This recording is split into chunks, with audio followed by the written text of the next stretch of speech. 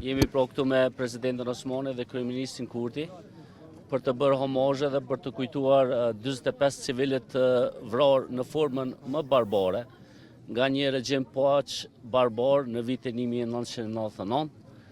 Me 15 janar të atij viti, mediat pushtuan lojmet me një tmerr që ndodhi po në këtë vend dhe njëkohësisht u shpërfaq një ftyrë barbare me tendenca gjenocidale e Serbisë ndaj një populli të pafajshëm shqiptar.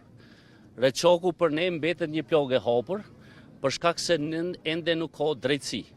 Bashkia ndërkombëtare ka bërë një punë të mirë me intervenimin e saj, por jo edhe mosjelljen e autorëve para drejtësisë.